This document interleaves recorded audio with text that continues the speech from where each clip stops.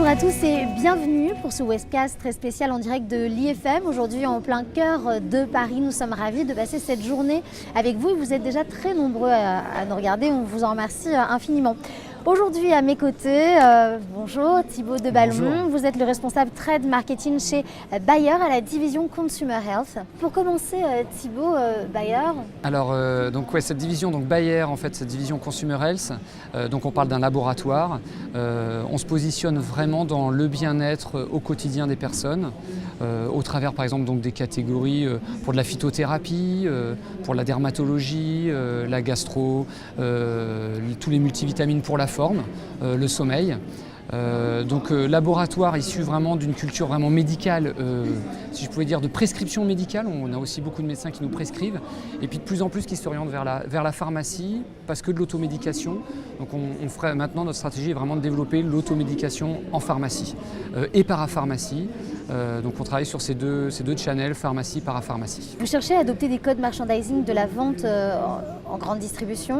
On a aussi un point de vente, donc on s'occupe bien entendu des mêmes leviers points de vente que dans le mass market. On fait de la promotion, on fait du merchandising, donc non, on joue avec les mêmes armes que le mass market. On doit connaître nos clients, on doit connaître leur typologie, on va prioriser nos clients. Ils ont des tailles différentes, petits, moyens, grands. Ce qu'on va faire en grande distribution avec des HM, SM, SM-, proxy, on fait un peu la même chose on est sur cette même segmentation client. Donc je dirais oui pour le merchandising, c'est pareil.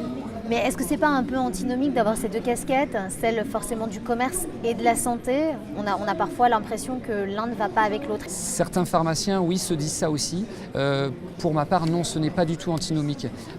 Parce qu'effectivement, le pharmacien est un professionnel de santé avec une forte culture médicale, une formation médicale. On le voit bien avec sa blouse blanche. C'est quelqu'un qui a vraiment cette posture de professionnel de santé. Par contre, il a aussi un espace de vente, donc c'est aussi un commerçant. Il a des produits exposés devant le comptoir. Il essaye aussi d'avoir une rentabilité sur son officine. Donc c'est aussi un commerçant. Et il a tout à fait intérêt vu que le marché change. Et puis il faut que l'officine existe, survive. Donc pour ça, il faut aussi vendre, on imagine. Donc oui, tout à fait. Surtout que les contextes sont... Et il y a une forte évolution de la législation en pharmacie qui fait que la rentabilité aujourd'hui, il faut la chercher. Et elle se retrouve beaucoup sur ces produits d'automédication qu'on va pouvoir mettre devant le comptoir. Donc oui, le commerçant doit vivre son métier aussi de commerçant. Alors certains profils de pharmaciens l'ont très bien compris et arrivent à bien vivre avec cette double casquette professionnel de santé, mais en même temps commerçant. Il faut donc essayer de développer cette culture auprès du pharmacien, de vraiment lui faire comprendre que le merchandising, ça doit être rationalisé. Ce n'est pas que le fait de mettre des boîtes dans un linéaire et d'attendre que le consommateur se débrouille devant le linéaire.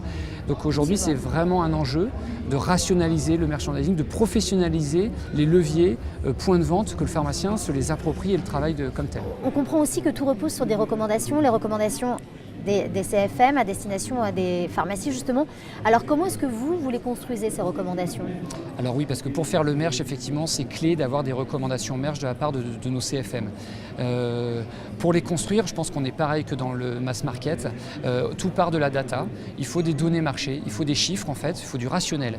Sur cette base de rationnel chiffré, de quanti, d'études conso par exemple, alors après on va pouvoir commencer à dessiner des enjeux, des approches catégorielles.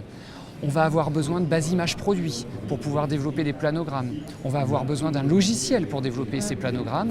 On va avoir besoin de former une force de vente, de donner des outils digitaux, ergonomiques à une force de vente, et puis de tracking et de KPIs que je vais suivre pour voir la performance de ce qu'on fait. Donc oui, c'est vraiment tout un process en continu. Et je me permets, Thibaut de Ballon, de revenir sur le premier point. Pourquoi la data ? Pourquoi la data? C'est ce qui va donner la robustesse d'une approche. Aujourd'hui, c'est plus on a de data, plus elle est macro, plus j'aurai une approche consolidée, robuste et qui va aussi convaincre dans la vente le pharmacien. Vous avez opté pour une offre très particulière de Planorama, PlanoCheck.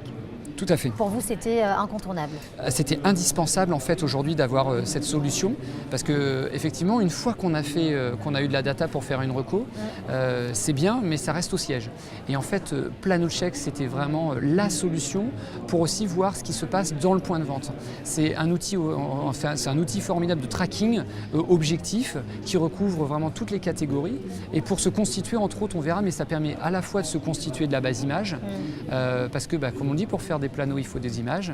Et pour avoir les images, il faut savoir Exactement. déjà les nouveaux produits, quand est-ce qu'ils arrivent. Donc PlanoCheck a cette puissance de détecter des produits et aussi, on va dire, de traquer ce qu'on fait. Ce que je disais à la fin, c'est les tracking. C'est l'outil par excellence de tracking. Voilà, c'est vraiment un outil de détection et de tracking. Et justement, les bénéfices associés à cette détection des nouveaux produits, pour vous, c'était capital? Pour nous, c'était capital parce que avant, c'était quelque chose qu'on faisait à la main. Qu'on faisait manuellement. Ouais. On faisait nous-mêmes du store check où c'était nos commerciaux qui nous alertaient qu'il y avait des produits qui apparaissaient. Donc là, on allait creuser pour comprendre le produit. Là, aujourd'hui, c'est tout automatisé, tout digitalisé. Le flux, la connexion entre les systèmes est automatisée. Cette prise de photos, cette reconnaissance d'images permet de reconnaître nos produits, mais aussi d'alerter si un produit n'est pas connu, pour donc l'intégrer très rapidement dans le système de base image et donc dans le futur faire un nouveau planogramme intégrant ce nouveau produit. On a vraiment beaucoup d'innovations qui arrivent en pharmacie, le flux est très conséquent, perpétuel. Ouais. Donc aujourd'hui, oui, ça nous a permis de détecter de façon automatique et de vraiment automatiser tout le process pour être détection, intégration dans nos systèmes. Et comment vous faisiez avant PlanoCheck alors? Comment on faisait? Déjà d'une, on ne faisait pas tout ça et c'était pas possible. Ouais. C'était à la main et c'était pas très robuste et les données mettaient beaucoup de temps à arriver. Une innovation, avant qu'on la détecte et qu'on la réintègre dans une base d'image, ça prenait du temps et on en ratait certainement qu'on devait en rater. Et puis aujourd'hui, la solution, elle est aussi sur votre plateforme. Alors effectivement, oui. Parce que oui, PlanoCheck à la base nous permet cet énorme bénéfice, mais ne nous permet pas que ça. Ouais. Le PlanoCheck, c'est aussi un outil, nous, de tracking d'activité de force de vente. Donc ça veut dire que oui, on a dû l'intégrer. Je vois que votre iPad, dans l'iPad de nos CFM. Il y a des questions d'ailleurs qui arrivent pour vous. Très bien. On va voir ça après. On a dû l'intégrer dans l'iPad. Aujourd'hui, ils ont un CRM, une application.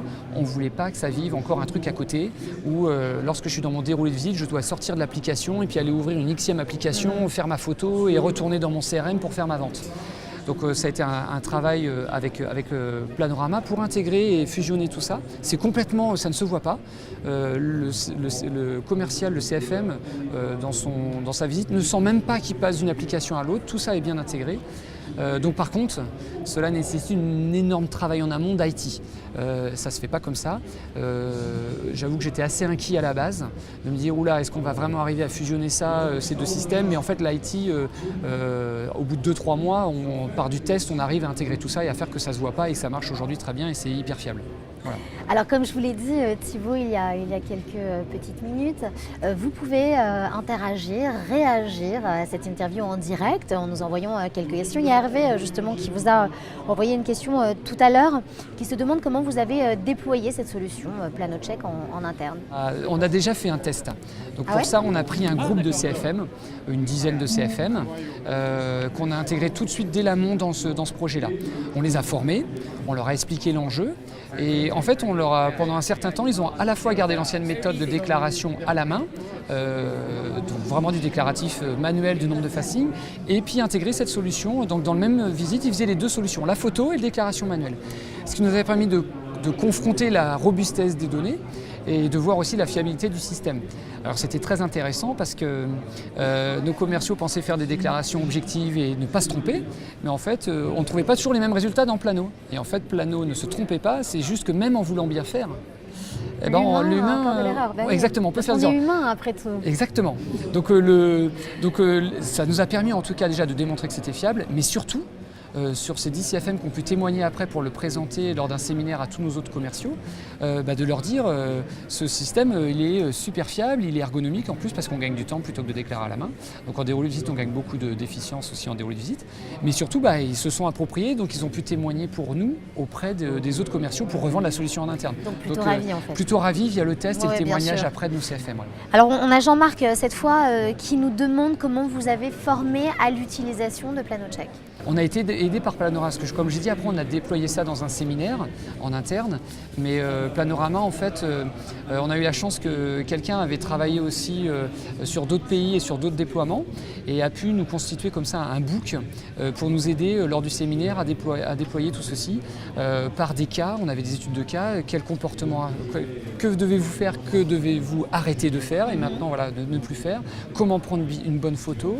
Donc oui, on a vraiment été accompagné pour ça par Planorama avec un guide de déploiement, des bonnes pratiques pour intégrer cette solution dans notre CRM. Merci beaucoup Thibaut de Bellon. Nous sommes en direct, comme vous pouvez peut-être l'entendre. Merci beaucoup.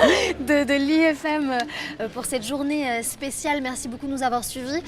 Merci encore. De rien. Vous m'avez appris plein de choses. Ah bah c'est bien, Je suis ravie. Bah de même, de même. Je rappelle pour ceux qui arriveraient en cours de route que vous êtes le responsable trade marketing chez Bayer à la division Consumer Health. Et ça a été un plaisir de passer ce moment avec vous. Partagez. Merci beaucoup.